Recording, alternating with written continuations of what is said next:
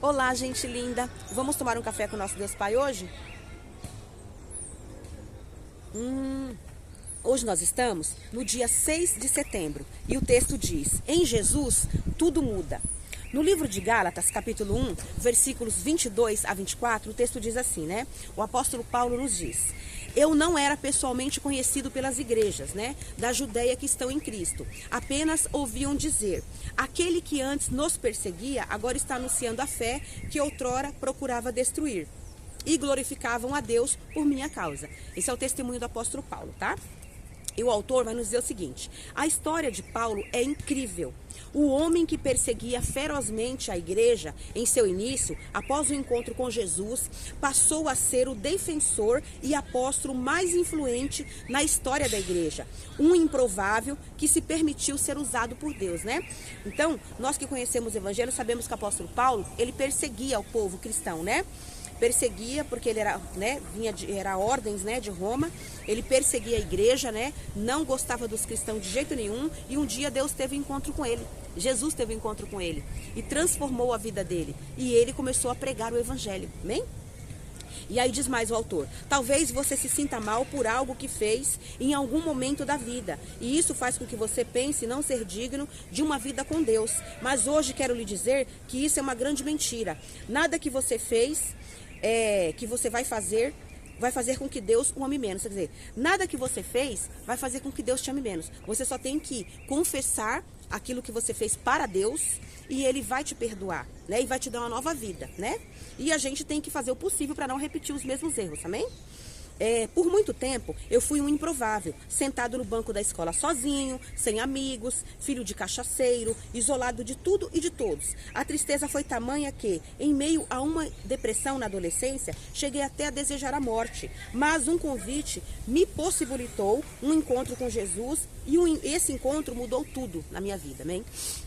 Então, o que o autor está falando? Que ele passou por várias dificuldades na adolescência, né? E ele desejou que Deus levasse ele embora daqui, porque ele não estava aguentando mais, né? Tanto sofrimento que ele passou na adolescência. E eu também tive muitas situações na minha vida na adolescência que realmente a gente chega assim num estado que a gente quer mesmo ir embora daqui. Não quer mais ficar nessa terra porque é muito sofrimento, né? Mas Deus é tão bom que quando eu tive um encontro com Jesus também, Jesus mudou a minha vida, e aí eu quero viver por muitos e muitos anos, se assim Deus me permitir, amém? E ele diz mais, né? Entenda que você não precisa mudar para se achegar a Deus. Mas o fato é que, quando você chega a Ele, tudo muda. E assim foi comigo, né? Assim foi com o autor, assim foi comigo, assim vai ser com você. A gente pode chegar a Deus do jeito que a gente está. Cheio de problemas, cheio de defeitos, cheio de erros, cheio de coisas ruins. Mas quando a gente chega para Deus e a gente confessa o nome de Jesus como o Senhor e Salvador da nossa vida, e a gente serve a Ele, as coisas começam a mudar na nossa vida. A gente muda o nosso pensamento, o nosso comportamento, a nossa fala, o nosso jeito de ser. A gente muda tudo, certo? E aí que Deus nos ajuda, né, nessa mudança. Antes de eu conhecer a Jesus, não fazia ideia de quem eu era e de quem eu poderia me tornar, né? Depois que eu entendi a minha filiação e que nele posso viver a minha vida, a minha verdadeira identidade, não perdi nem mais um dia longe da sua presença. Então é isso que nós temos que fazer, porque em Deus nós temos uma vida nova, uma vida diferente. Então nós temos que permanecer na presença dele, para a nossa vida mudar todos os dias, para a honra e glória do nosso Deus, amém? E hoje ele fala mais, né? Hoje você pode até não enxergar o seu valor, sua importância. A crença na mensagem de Jesus de amor, redenção e propósito nos traz uma filiação e propósito de vida. Ele nos qualificou para estar diante de Deus e desfrutar da sua bênção e graça. Esse é o verdadeiro significado da obra de redenção. Você se surpreenderá, pois ele sonhou com os seus dias, planejou sua história e projetou suas conquistas. Então assim, em Deus nós temos um propósito de vida. Quando nós andamos com Ele, nós temos um propósito de vida. Nós temos bênçãos sobrenaturais que Deus manifesta na nossa vida, amém? Porque Ele tem sonhos para nós, tem projetos e tem muitas conquistas para a nossa vida, amém? E uma frase do autor diz assim: sem um significado, a vida não tem relevância ou esperança. Né? O devocional 250, a leitura bíblica Provérbios 19 e a palavra-chave improvável. Então, leia o texto de Gálatas 1, leia Provérbios 19, que você vai se inteirar de todas as bênçãos que Deus tem para a sua vida e para a sua família. Eu vou ler com vocês um trechinho, tá? De Gálatas 1, para a gente poder se inteirar das bênçãos de Deus, né? Ó, tá falando aqui do o testemunho do evangelho, ó, o testemunho de Paulo, né, ó, o evangelho que Paulo recebeu e pregou, né? Tem 2 textos aqui, ó, que eu quero ler com vocês, ó. Gálatas 1, do versículo 10 até o 24, que diz assim, olha, o evangelho que Paulo recebeu e pregou, né? Porventura procuro eu agora o favor de homens ou de Deus, né? Procuro agradar os homens. Se agradasse ainda a homens, não seria servo de Cristo. Esse é o apóstolo Paulo falando para o povo, tá? Faço-vos, porém, saber, irmãos, que o evangelho por mim anunciado não é segundo o homem, né? Porque eu não o recebi, nem o aprendi de homem algum, mas mediante a revelação de Jesus Cristo.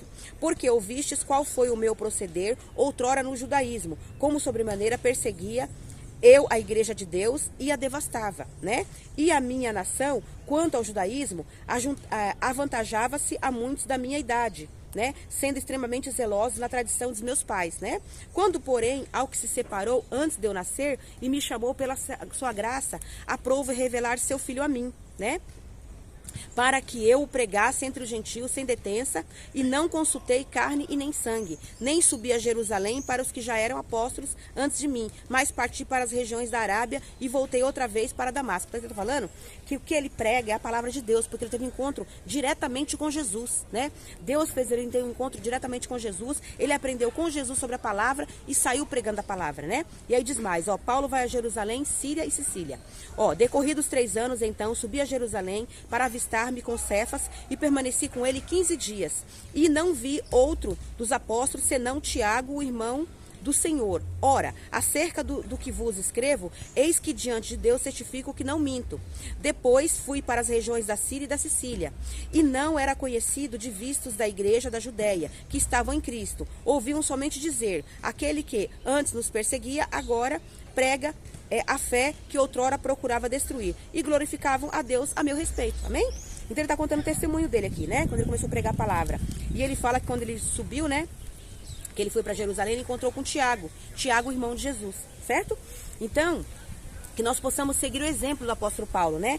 Quando nós formos receber Jesus, formos fazer a vontade do nosso Senhor, que nós possamos pregar esta palavra para toda pessoa que se aproximar de nós. Que nós possamos pregar a palavra em todos os lugares, para a nossa família, para os nossos amigos, para os nossos conhecidos, para os nossos vizinhos, falar do amor de Deus, falar que Deus nos dá vida e abundância, nos liberta, nos dá provisão, nos dá saúde, nos dá tudo aquilo que nós precisamos, né?